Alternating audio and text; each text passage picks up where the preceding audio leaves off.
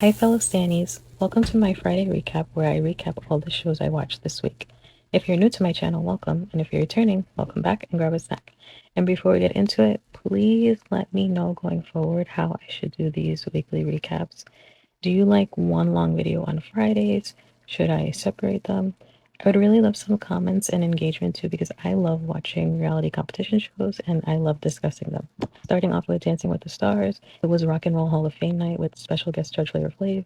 And if you know Flavor Flav, you know he's a character, so I knew the episode was going to be interesting. I'm just going to read my notes. If you want all the dances and scores, I will put the video link in my bio that has all of that. Starting off the night was Dylan and Daniela. I'm sorry, that's what I've been saying. Like, Dylan looks awkward dancing alone, and a lot of times during the dance, he was alone, and it seemed a bit awkward. The fact that he got 110 is crazy to me. Next was Alex and Val, and the notes I have for them is great, great, great. She did great, great from start to finish. It was great dance, great technique, great everything. Next was Andy and Emma. He's not the best, obviously, but he really has improved. Do I think he should still be there? I'm not gonna say no because he's learning how to dance, and that's the point of the show. And if you have fans voting for you, that's the point. The only thing I don't agree with is people like as if people are doing it as a joke or in spite. Next was Whitney and Mark, and I wrote down stumbled while I was watching, and Carrie Ann did confirm that she stumbled. The fact that they are admitting that she stumbled and she got tens and nines. Next was Danielle and Pasha. There definitely was some tiny, tiny, tiny mishaps, but the dance, in general, it was beautiful. Elaine and Alan. And I wrote down beautiful for hers because I think it was beautiful. I think she did really good. I don't think it was her best performance yet, but I think it was really good. Next, we have Jordan and Ezra. And I wrote down perfect, perfect, perfect. She is so good. I can't stress how good she is. We have Robert and Whitney, and I wrote down flawless because it really was flawless. For him having no dance experience that I know of, he's amazing. So now they had a team dance, so they were separated into Team Cool with Andy, Robert, Alex, Elaine, and then also including Julianne. And then there was Team Chicago, which was Danielle, Whitney, Jordan, Dylan, and also included Alfonso. And then from there, the scores they got on there was added to their final scores. And if you watched, you know, but Danielle ended up going home. I know everybody's shocked, but like I said, if he's getting the votes, I don't know. What can you do? Like I said, it was definitely going to be interesting with Flavor Flav because Alex got all tens except Flavor Flav gave her a 9, and he said later that he meant to give her a 10, but he put up the wrong number. He's too much. Moving on to Survivor. Again, I'm just going to read my notes that I wrote down during the episode. They are at day 13, and a boat came to the islands and it said, drop your buffs. And yeah, they emerged. As far as who has idols and stuff right now, Rizzo has an idol. MC has a Beware advantage that is active after the first immunity challenge. And Sophie has a knowledge is power advantage that nobody knows about. Sage, Steven, and Jawan feel confident that they have like a solid 3. And Steven named their alliance the Bottoms Up Alliance. When they all arrive at the island, Nate is surprised to see Shannon is gone and doesn't know if Jawan and Sage are still his allies. Sage, Jawan, and Steven are trying to gain trust and they're trying to explain why they voted Shannon out, which I was nervous, to be honest. I thought, I don't know, I thought maybe Jawan was going to say something and mess it up. Sage is so confident that I feel like you just believe everything she says. So Savannah believes them and she actually wants to work with them, but Sage doesn't trust Savannah and sees her as her next target. So next they had to do like a competition, and there was keys scattered in the jungle, and the first person to find the right key and unlock the chest gets the advantage. Sage ends up unlocking it, and she earned an advantage in the next challenge. Then Rizzo was talking about getting rid of Sophie, i.e. Sophie, but Juwan and Sage weren't really on board. Sophie with an I was trying to reconnect with Alex, but Alex seems like he's kind of playing both sides. Sage tells i.e. Sophie that she's on people's radar.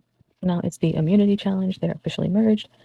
Jeff split them up into 2 groups of 5, and they're going to do like a 2-part competition. Whoever wins the first part wins a merge meal, and they're actually advanced to the second part.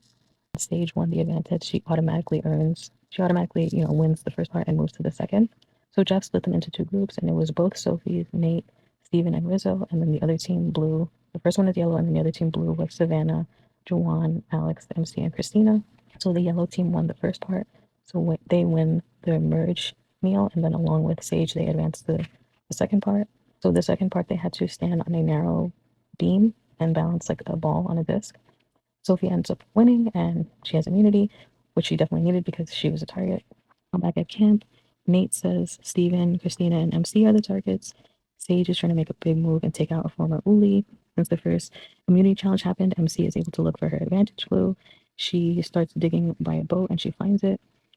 While she goes to look for it, Savannah catches her with the freaking clue in her mouth. You know, obviously MC is caught. She doesn't lie. She says she's looking for a key. While they're both looking, they both locked eyes on the key. Savannah tried to dive for it, but MC got it first. Which, for Savannah, that was savage, but I don't think that was a great game move, in my opinion, because I would never trust her after that. It was a bunch of keys, and MC had to, use them all to see which one unlocked the chest. And the whole time, like, Savannah was just watching her and talking to her and saying, like, oh, I want to work with you. But MC didn't buy it. She doesn't believe her. MC unlocks the chest, so now she has an idol. And of course, Savannah didn't keep it to herself. She immediately told Sophie with an eye. It was so crazy leading up to tribal council. Like the target kept changing, i.e., Sophie and Christina planning to target Nate because they think Rizzo will use his idol in Savannah. But Christina likes Nate, so I don't think Nate would really be her choice. Rizzo, Savannah, Alex, Jawan, Sophie with an eye, Nate planning to say MC, but the vote is Steven. Rizzo says he's not going to use his idol, so Jawan thinks like, this is a good time to take a shot at Rizzo. Jawan tells Steven that he's a target, and Jawan tells Steven like whatever he wants to do, like whatever you want to do, or whoever you want to vote, I'll back you up.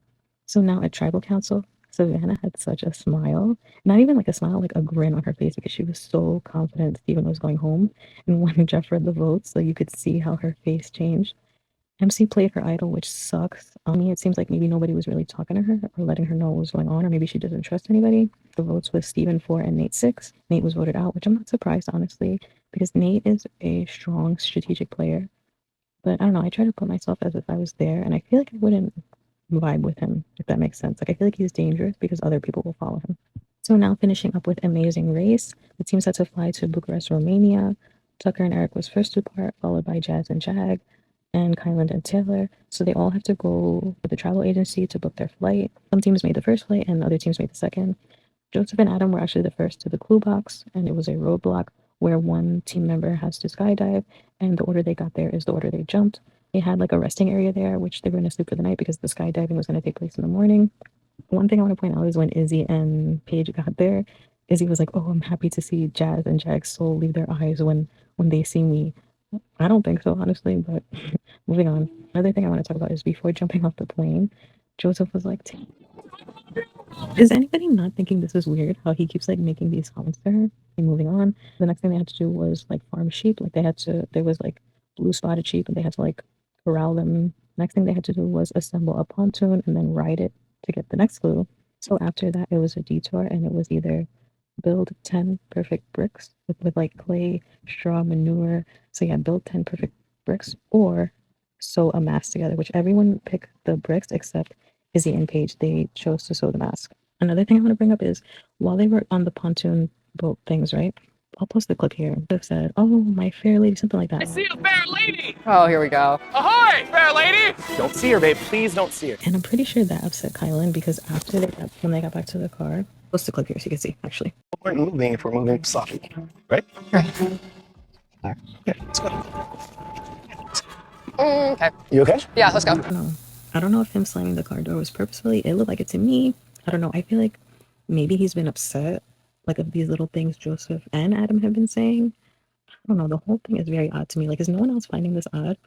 Tucker and Eric were first to the pit stop. They each got $5,000. And if you want the full order that everybody came in, I will post that link in my bio.